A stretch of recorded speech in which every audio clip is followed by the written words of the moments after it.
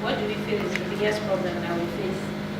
We're now talking about parents whose kids are already in school. What support do they give? Because we're talking about the education system as a whole in the north.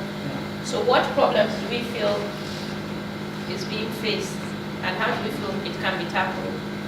In my own experience, Yes. the major problem I face mostly is some students come to school late. Yes. So, because I'm a voluntary teacher, I have the patience, and maybe because I'm motivated by the spirit to serve, I call most of them to ask them why. You see, the challenge they have is mostly in the morning they have to do household chores. And some of the parents are not understanding. So, I don't know how this problem will be solved. It is either the school starting hours need to be shifted a little. Or because you find out that I go to the class, sometimes I go to the school 7:55, I wait outside for 5 minutes. By 8, class commences. Students will come in and say, Mama Natazajai, what can I do?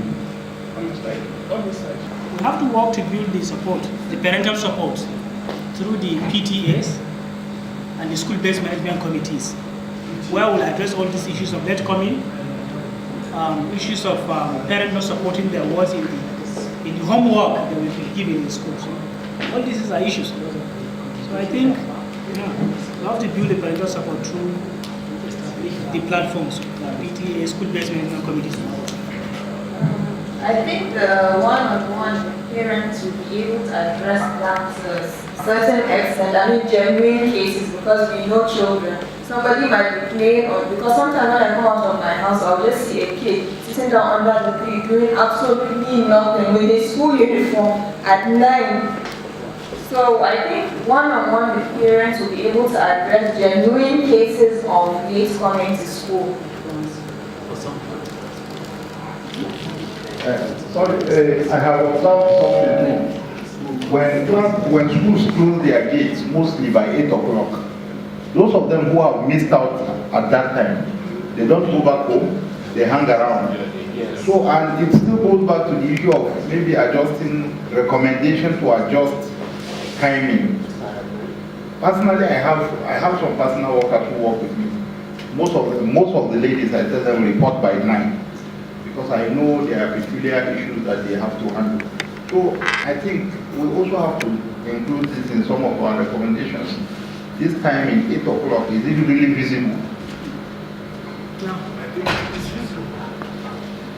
You know, the education standard cannot be left, cannot depend on the government, but also on everybody. But like in the parents' perspective, from my own point of view, the parents are not devoting enough time to train the children.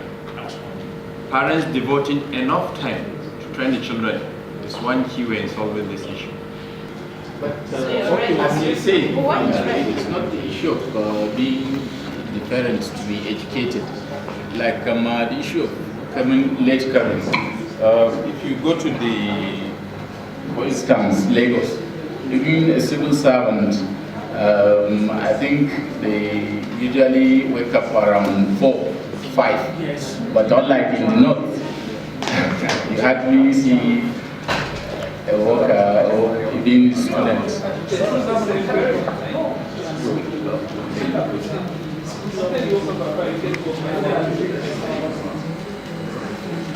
Okay. If another solution, I think, in relation to parents is there are so much debates going on, especially in my state, Kazina State, about the importance or the merits and demerits of free education. In some sectors, or according to many people, including me, I think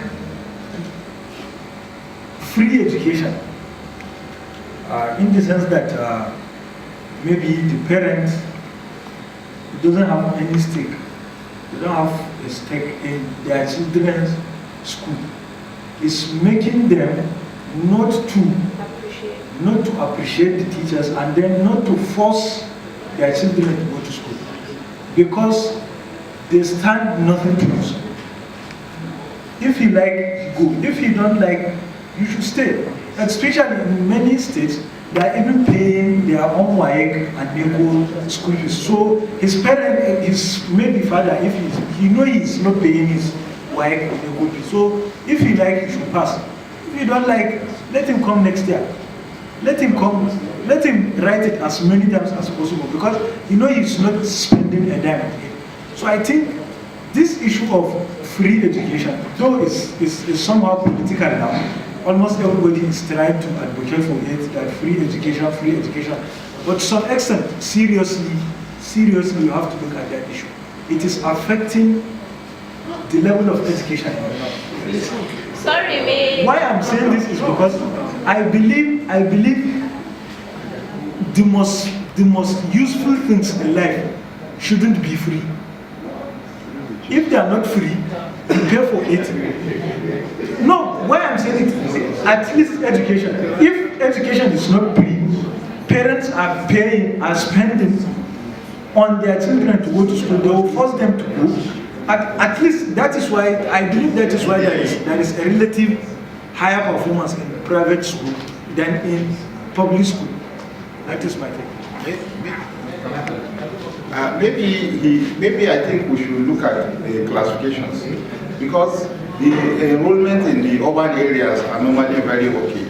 So it's possible to do that.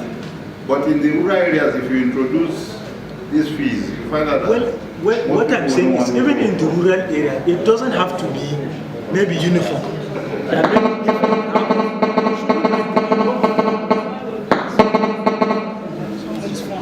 We should look at the income of the parents too, and just at least even if it is 100 naira, 200 naira that the parent is paying,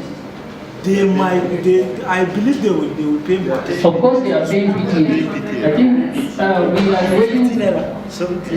we are dwelling so much on parents that have their kids in school.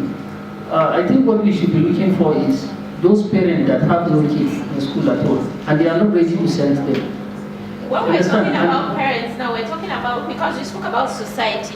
So the society, we spoke about the parents whose kids are not in school. Now we're talking about parents whose kids are in school. What are they doing to hinder the education in the north from moving forward? That's what we're discussing now.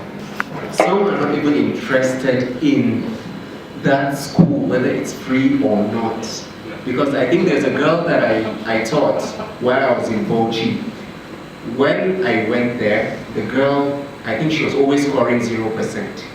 So after a while, I kept giving her the same thing every day until she started scoring 30. So this 30 to her was an achievement. Though the class was telling her 30 still failed, you're not there yet, she felt good about it. So when I tried to encourage her and I called the mom in, the mom told me that honestly, let her just pass. You don't have to focus on this because she's getting married. And she was in primary 5 then. So what I'm telling you is these parents don't care whether it's free or not. They don't see that importance of education. So let's focus on that mindset and trying to make them change that. So I think the PTA still falls under that. When they come, you keep enlightening them and showing them that this is an advantage on the other side too. Support? But I still feel that you raised some very valid points.